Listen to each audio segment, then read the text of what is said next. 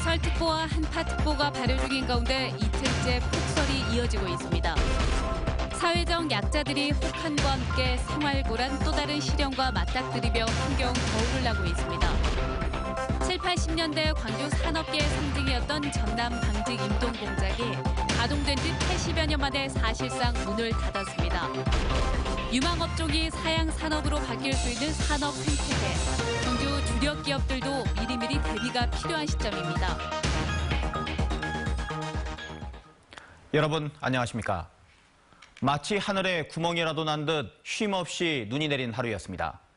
많은 곳은 20cm가 넘는 눈이 내렸는데요. 전남 4개 지역에는 대설 경보가 내려져 있고 나머지 지역에도 대설주의보가 내려져 있습니다. 폭설과 한파는 이번 주말까지 이어진다고 하는데 백담비 기상캐스터가 자세한 날씨 소식 전해드립니다. 네, 오늘 낮 동안 광주에서는 강한 폭설이 쏟아졌습니다. 현재까지도 광주와 전남 곳곳에서는 많은 양의 눈이 내리고 있는데요. 지금까지 내린 눈의 양을 보시면 영광에서는 23cm, 나주는 22cm, 광주에서는 15.2cm가량이 내리는 등 광주와 전남 곳곳에 많은 양의 눈이 내렸습니다. 현재 특보 상황 보시면 나주와 한평, 영광과 무안에는 대설경보가 발효되어 있고요. 광주와 전남 대부분 지역에서도 대설주의보가 이어지고 있습니다. 또 기온이 크게 떨어지면서 담양과 곡성, 구례와 장성에서는 한파주의보까지 내려져 있습니다. 바람이 강하게 불면서 체감추위는 더욱 심할 것으로 보입니다. 모레 오전까지 우리 지역 5에서 15cm가량의 눈이 더 내리겠고요. 서해안 등 눈이 많이 오는 곳에서는 20cm 이상의 폭설이 예상됩니다. 안전사고 유의하셔야겠고요. 내일 아침에는 조금 일찍 길을 나서는 것이 좋겠습니다. 오늘 광주의 낮 기온이 영하권에 머물면서 굉장히 추웠습니다. 하지만 내일은 기온이 더욱 떨어질 것으로 보이는데요. 내일 최저 기온이 영하 7도, 금요일에는 영하 9도까지 낮아지면서 올 겨울 들어서 가장 강력한 한파가 예상됩니다. 추위 대비 든든히 하셔야겠습니다. 날씨였습니다. 날씨 소식은 잠시 뒤 다시 전해드리기로 하고 이번에는 우선 지역 경제계를 살펴보겠습니다.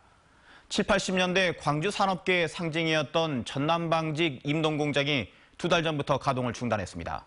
설립된 지 80년 만에 사실상 문을 닫은 셈인데 먼저 한신구 기자입니다. 전남방직 임동공장은 일신방직과 함께 1970, 80년대 최고의 전성기를 누렸습니다.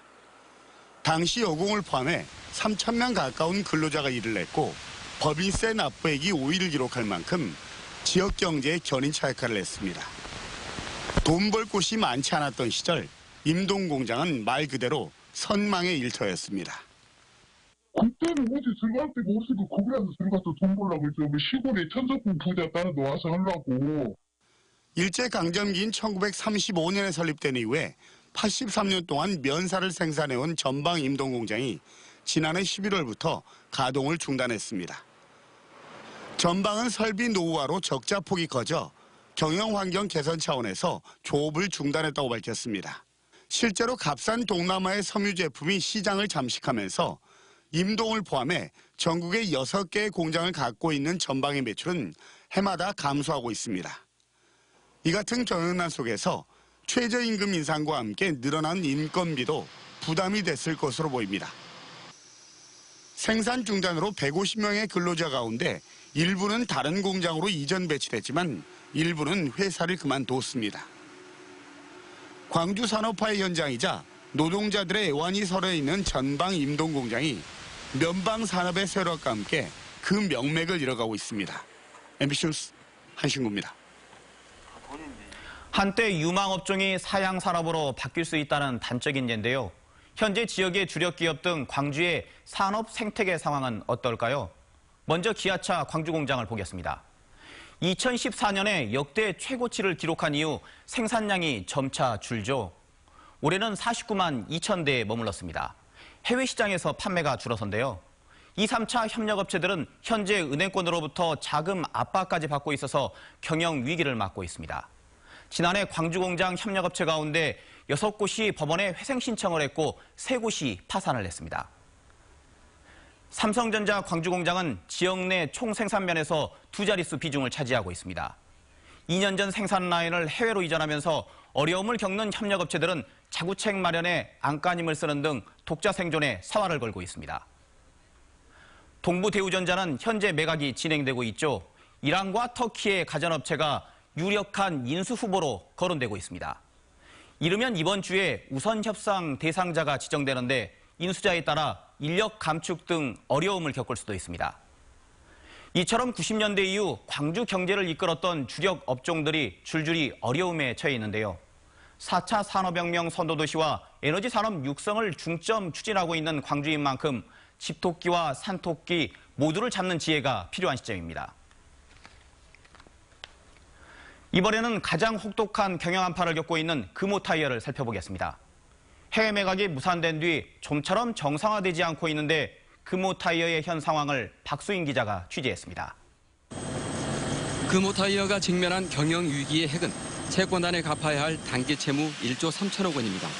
금호타이어는 이 돈을 갚을 현금 자산이 없습니다. 채권단은 지난 연말이었던 상환 기간을 이달 28일까지 연장해주는 대신 금호타이어 임직원들에게 경영 정상화를 위한 고통 분담을 요구했습니다. 경영진은 임금 30% 감축과 정리 해고 등을 내용으로 하는 자구책을 내놨지만 노조는 이를 거부했습니다. 노조는 지난 2009년 워크아웃 과정에서 이미 가혹한 구조 조정을 겪었다며 경영 실패의 책임을 또다시 짊어질 수는 없다는 입장입니다. 또 노조의 고통 분담을 요구하기 전에 만성 적자에 허덕이는 중국 공장과 부채 문제를 먼저 해결하라고 요구하고 있습니다.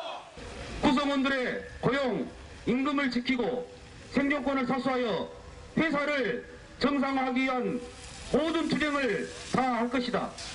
채권단은 자구 노력을 이행하라는 압박의 수위를 높이고 있습니다.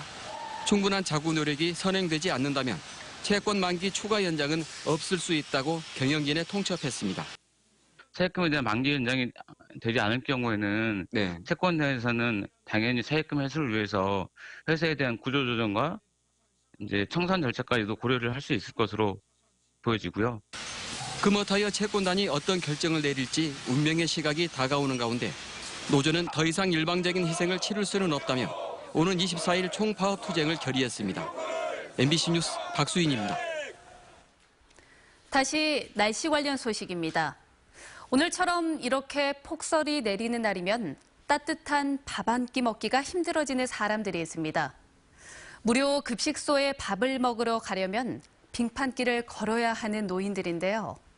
한파가 찾아오면 가장 힘들어지는 사람들의 이야기, 김인정 기자가 들어봤습니다.